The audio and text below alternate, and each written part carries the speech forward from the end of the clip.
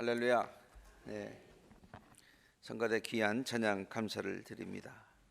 놀라지 말아라, 내가 너를 붙들어 주리라. 이사야서 41장의 말씀으로 우리들에게 큰 은혜를 주었습니다. 감사합니다. 오늘 설교 제목이 성도는 풍성한 삶을 살아야 합니다. 함께 같이 읽어보겠습니다. 시작. 성도는 풍성한 삶을 살아야 합니다. 풍성한 삶, 말만 들어도 마음이 풍성해지는 것 같죠? 이것은 목자 되신 우리 예수님께서 양된 우리들이 누리며 살기를 원하시는 귀한 삶이다 라고 요한은 증거하고 있어요. 요한복음의 10장 10절 이런 말씀이 있죠. 나는 양들이 생명을 얻고, 지금 예수님께서 당신을 목자로 비유하시고 우리들을 양으로 말씀하시면서 나는 이 세상에 온 목적이 뭐냐, 양들이 생명을 얻고 그리고 더 얻고 그리고 풍성함을 얻게 하기 위해서 내가 왔다, 그렇게 말씀을 하셨어요. 예수님께서 우리들로 하여금 풍성한 삶을 누리며 살게 하시기 위해서, 풍성한 생명을 누리며 살게 하시기 위해서 하늘 보좌를 버리시고 이 땅 위에 친히 오셨다라고 말씀하시고 계신 것이죠. 또한 예수님은 우리들로 하여금 그러한 풍성한 삶을 살게 하시기 위해서 친히 가난한 자가 되셨다라고 바울은 예수님의 오심을 다음과 같이 우리에게 전하고 있습니다. 여러분은 우리 주 예수 그리스도의 은혜를 알고 있습니다. 그리스도께서는 본래 부요하신 분이시죠. 하나님이시니까요. 그러나 여러분들을 위해서 가난하게 되셨습니다. 근데 왜 이렇게 일부러 본인이 가난하게 되셨느냐? 그것은 그분이 가난해지심으로 여러분들을 부요하게 하시려는 것입니다. 그렇게 설명을 하고 있습니다. 그러므로 풍성하게 산다고 하는 것은 단순히 우리의 위시가 아니에요. 바라는 것이 아니에요. 풍성하게 사는 것 참 좋지. 그러나 어떻게 그렇게 살아?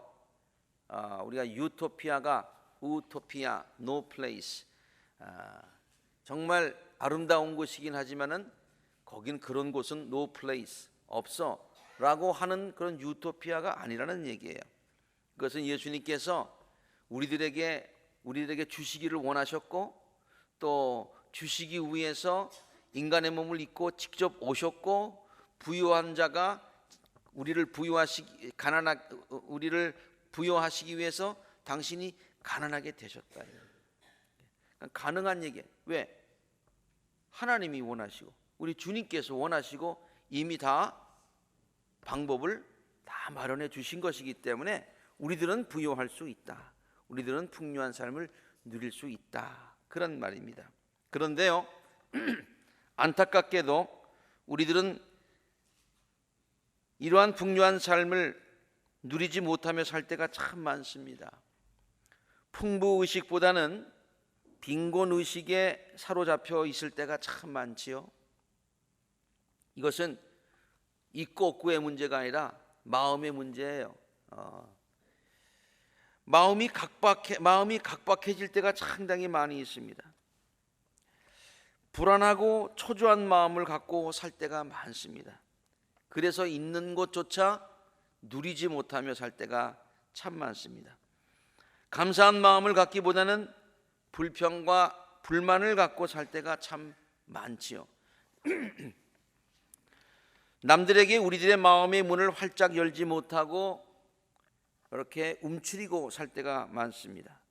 무엇인가 쫓기듯이 불안해하며 살아갈 때가 많이 있다는 말이죠.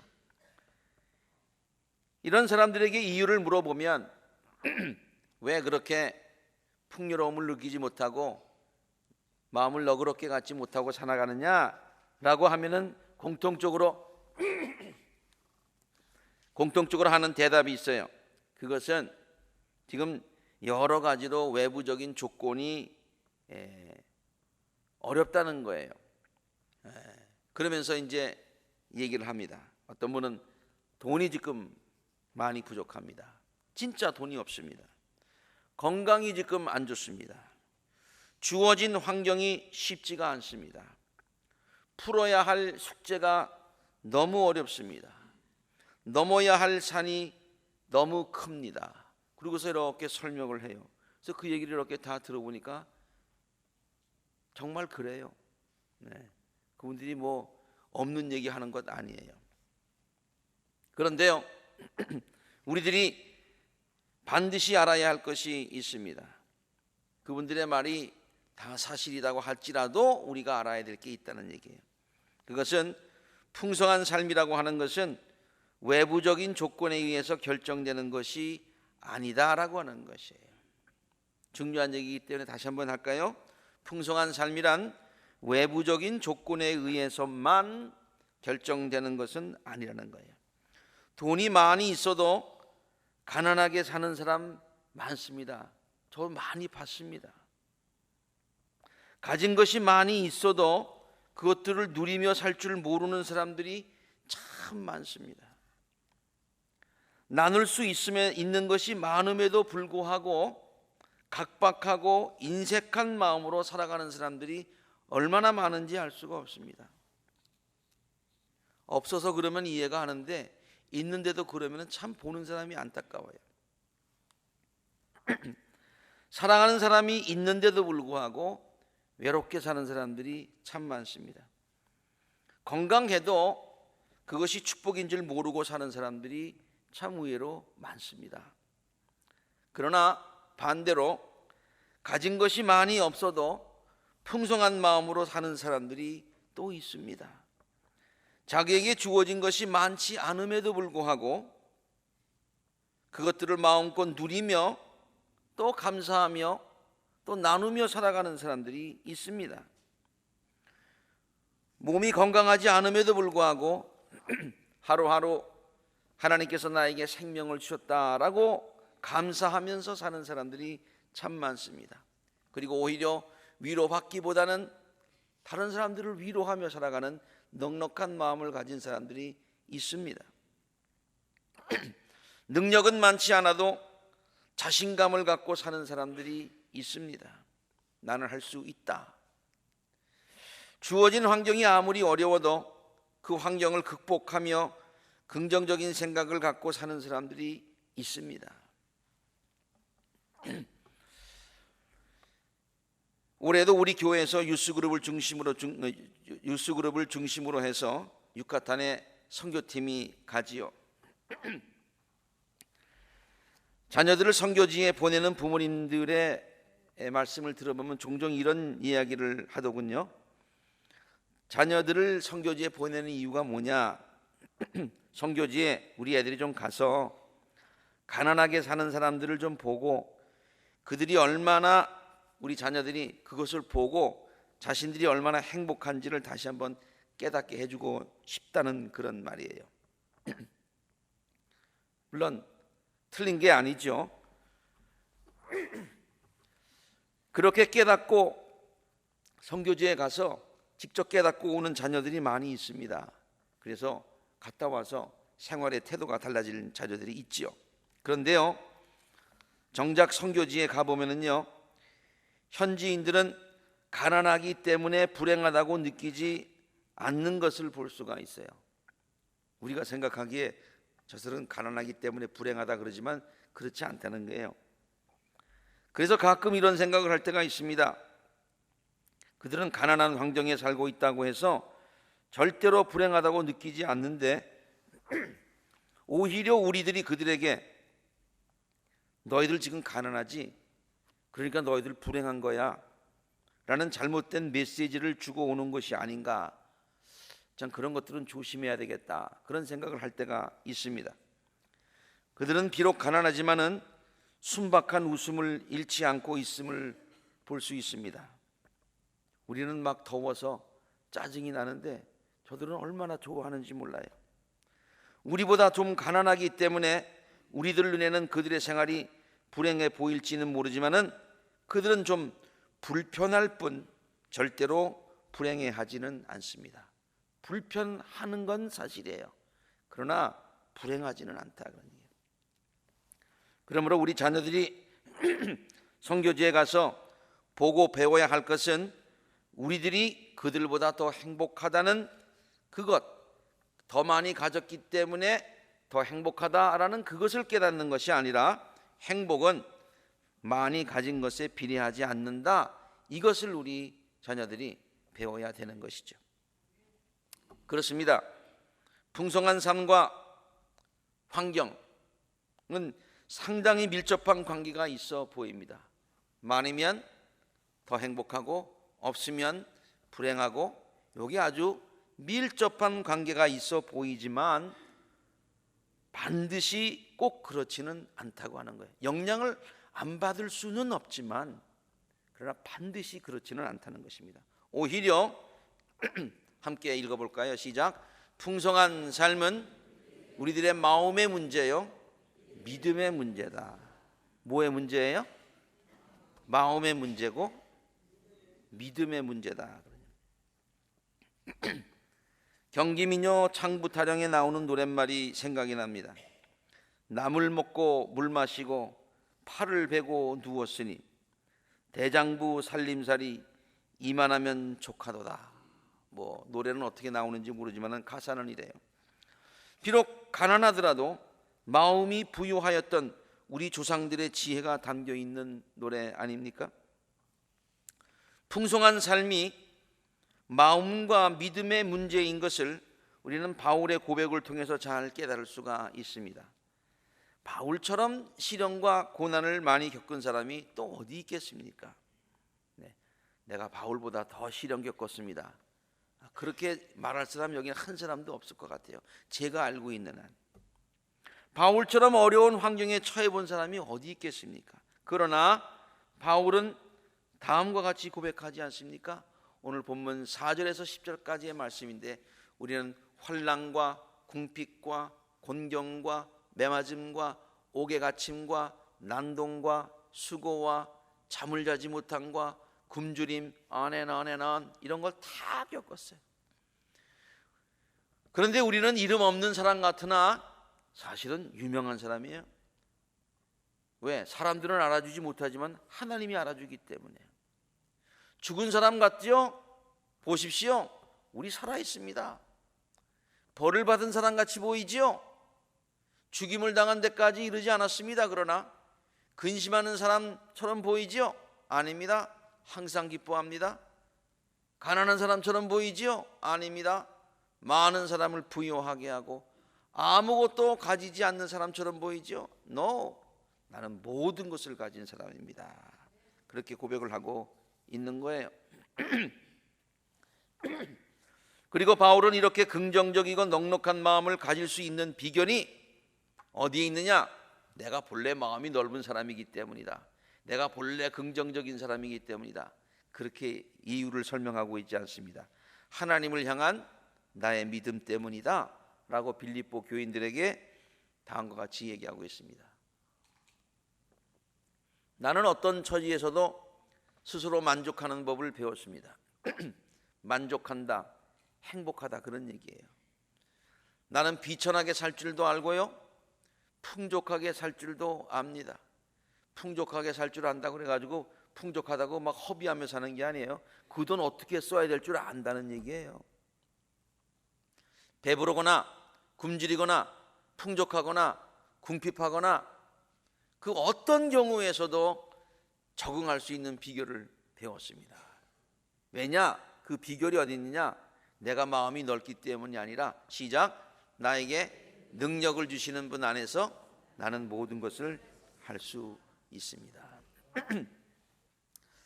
어떠한 환경에서도 풍요로운 마음을 갖고 사는 것이 자기의 의지나 능력이나 긍정적인 성격 이것 때문이 아니라 어떠한 환경에서도 하나님을 의지하고 살아가는 믿음 때문이라고 그렇게 고백을 하고 있는 것이죠. 그렇습니다. 풍요로운 환경이 풍요로운 삶을 살게 하는 것이 아니라 하나님께 대한 믿음이 우리들로 하여금 편안하고 넉넉한 마음을 갖게 하고요. 그리고 또 우리들로 하여금 풍요로운 삶을 살게 하는 것임을 성경은 우리들에게 가르쳐주고 있는 것이죠. 하나님께 대한 믿음, 그것은 우리에게 넉넉하고 편안한 마음을 주고요, 그것이 곧 우리로 하여금 풍요로운 삶을 살게 한다는 그런 말이죠. 그러면은 하나님께 대한 믿음이 우리를 풍요롭게 한다고 그랬는데, 그러면 어떤 믿음을 얘기하고 있습니까? 어떤 믿음을 가져야 우리들의 마음이 풍요로워질 수가 있고 풍요로운 삶을 살아갈 수가 있습니까? 그것은 첫째로 하나님께서 우리들의 풍성한 공급자가 되신다, 그것을 믿는 거예요. 하나님이 우리의 풍성한 공급자가 되신다, 그것을 믿는 믿음이 있을 때에 우리들의 마음 가운데 너그러움과 여유와 풍요로움이 있게 된다, 그런 얘기예요. 오늘 우리 교회가 야외 예배를 가서 이제 야외 예배를 드리기 때문에 제가 이 본문 말씀을 택한 것만은 아닙니다. 그러나 우리가 이때쯤 되면은 특별히 이 자연을 바라보면서 새들과 꽃들을 보면서 예수님의 산상 설교를 떠올리게 되죠. 이것이 오늘 읽은 본문 말씀 가운데도 있는데요. 그러므로 내가 너희에게 말한다. 목숨을 부지하려고 무엇을 먹을까, 무엇을 마실까 걱정하지 말고, 몸을 보호하려고 무엇을 입을까 자꾸만 걱정하지 말아라. 전체 제 내용은 뭡니까? 하나님이 우리의 풍성한 공급자가 되시니까 걱정하지 말라는 얘기예요. 목숨이 음식보다도 소중하지 않느냐, 몸이 옷보다도 소중하지 않느냐, 이 말은요, 너무 걱정하다 보면 목숨까지 잃을 수가 있어요. 공중의 새를 한번 보아라. 씨를 뿌리지도 않고 거두지도 않고 곡간에 모아 들이지도 않는데 너희 하늘 아버지께서 그것들을 다 먹이시는 거예요. 너희들은 새들보다도 귀하지 않느냐? 새들도 먹이시는데 우리 안 먹이시겠느냐? 그래. 너희 가운데 누가 걱정한다고 해서 제 수명을 한순간인들 누릴 수 있느냐? 걱정한다고 될 일이냐? 어찌하여 너희는 옥고정을 하느냐? 들의 백합화를 한번 보아라. 어떻게 자라는가 한번 보아라. 수고하지도 않고 길쌈하지도 않고, 그러나 내가 말하는데 솔로몬이 얼마나 화려한 옷을 입었는지 모르지만은 이 꽃만큼은 차려입지 못하였어. 솔로몬이 화려한 옷을 입었는데 솔로몬의 옷에서 백합 냄새 납니까? 안 나잖아요. 네. 향수 뿌리면 된다고요? 뿌리면은 금방 없어지잖아요. 그러나 백합은 하나님께서 입혀주신 그곳에서 향기가 계속 나잖아요. 믿음이 적은 사람들아, 오늘 있다가 내일 아궁이에 들어갈 들풀도 하나님께서 이처럼 입히시는데 하물며 너희들을 입히시지 않겠느냐. 저는 이 야외 예배 갈 때마다 우리도 오늘 산에 가겠습니다만은 한번 상상을 해봐요. 우리가 위험해서 들어가지는 않지만은 저 보이지 않는 저곳에, 저 깊숙한 곳에 나무가 있을 거 아니야. 그 나무는 아마 이렇게 생각했을 거야. 나는 아무도 나를 알아주지도 않고 아무도 나를 돌보지 않는구나. 그래도 그런 나무라 할지라도 우리가 보는 나무나 그 속에 있는 외로운 나무나 똑같이 하나님께서 먹이시고 입히시더라고요. 그러므로 무엇을 먹을까, 무엇을 마실까, 무엇을 입을까 하고 걱정하지 말아라. 이것은 이방인들, 하나님 알지 못하는 사람들, 하나님이 공급자임을 알지 못하는 사람들이 그렇게 걱정하는 거야. 너희는 너희 하늘 아버지께서는 공급자가 되실 뿐만이 아니라 우리에게 이 모든 것이 필요한 것을 미리 다 알고 계셔. 그러므로 너희는 그 걱정하지 말고 내가 어떻게 하나님의 뜻 가운데 살 수 있을까, 그런 걱정만 해. 먼저 하나님의 나라와 하나님의 의를 구해. 그러면 이 모든 것을 너희에게 더하여 주실 거야. 그러므로 내일을 걱정하지 말아라. 내일 염려하라가 아니라 내일은 내일이 맡아서, 내일은 내일을 또 창조해 주실 하나님이 맡아서 다 해결해 주실 거야. 영어로요, 하나님의 섭리를 프로비던스라고 그러죠.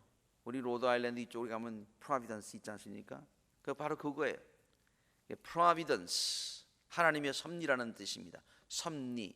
근데 providence라는 말은 뭐에서 다 같이 어원이 provide, P-R-O-V-I-D-E. 그래서 provide.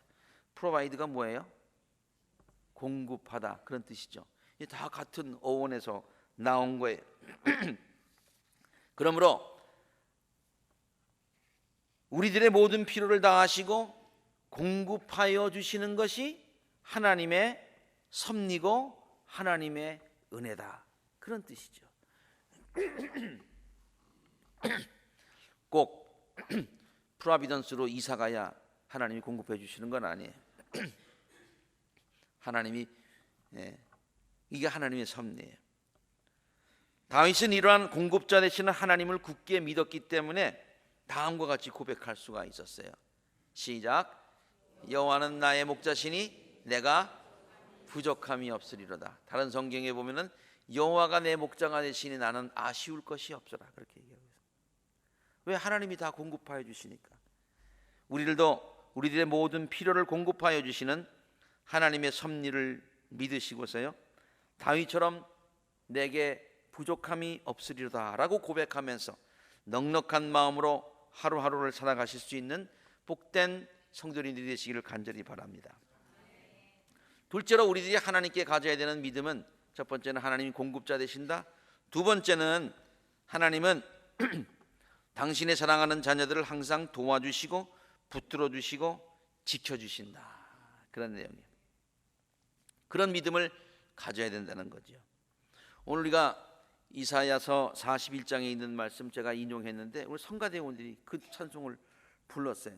그래서 제가 밖에서 연습하는 거 듣다가 들어가서 성가대원들을 위해서 기도해 주러 들어갔다가 기도할 때 이런 얘기를 했어요. 오늘 성가대의 이 찬양이 저의 설교보다도 더 은혜로운 찬양이 되기를 원합니다, 그렇게 기도를 했잖아요. 우연히 나온 기도가 아니에요. 다 이렇게 생각하고서 했는데 무슨 찬송을 불렀나요? 우리 하나님이 우리에게 공급자 되실 뿐만 아니라 우리를 지켜주시는 분이 되신다는 얘기죠. 시작. 두려워 말라, 내가 너와 함께함이라. 놀라지 말라, 나는 네 하나님이 됨이니라. 내가 너를 굳세게 하리라. 참으로 너를 도와주리라. 참으로 나의 의로운 오른손으로 너를 붙들리라. 우리는 말이죠, 두려워할 때가 많고 놀랄 때가 너무 많이 있어요. 불안해하고 초조할 때가 많이 있어요. 그러니까 풍성한 삶을 못 사는 거예요. 그런데 하나님께서 뭐라고 그랬어요? 두려워하지 말래요. 놀라지 말래요. 왜냐하면 내가 너를 잡아주겠다 약속하셨기 때문이죠. 시편 128편 전체 내용은요, 하나님께서 우리들을 지켜주실 것이라는 약속의 말씀이죠. 얼마나 저는 이 말씀이 좋은지 몰라요. 내가 눈을 들어 산을 본다. 내 도움이 어디서 오는가? 내 도움은 하늘과 땅을 만드신 주님에게서. 주님이 나를 지켜주시는구나. 주께서는 내가 헛발을 디디지 않게 지켜주시는구나. 나를 지켜주시느라고 졸지도 않으시는구나. 보아라 이스라엘아, 이스라엘을 지키시는 분은 졸지도 않으시고 주무시지도 않으시며 우리를 지켜주세요. 우리가 잘 때도 우리를 지켜주세요. 주님은 너를 지키시는 분, 오른쪽에서 너를 보호하는 그늘이 되어주시고 낮에 해도 너를 해치지 못하고 밤의 달도 너를 해치지 못하게 너를 지켜주실 것이야. 주께서 너를 모든 재난에서 지켜주시고 내 생명을 지켜주실 것이야. 주께서는 내가 나갈 때나 들어올 때나 이제부터 영원까지 지켜주실 것이야. Now and forever. 그렇죠. 영어로는요, 이 말이 좀 더 실감나기 위해서 Now and forevermore 그렇게 얘기를 하고 있는 거예요. 지금부터 앞으로 점점 더 우리를 지켜주실 것이다. 이러한 믿음을 가지시고 놀라지 말고 두려워하지 마시고 넉넉한 마음, 편안한 마음, 풍요로운 마음을 가지고 살아가시는 우리 재단의 모든 성도님 되시기를 주의 이름으로 축원합니다. 마지막으로 우리들은 우리들이 하나님께 가져야 되는 믿음이 있어요.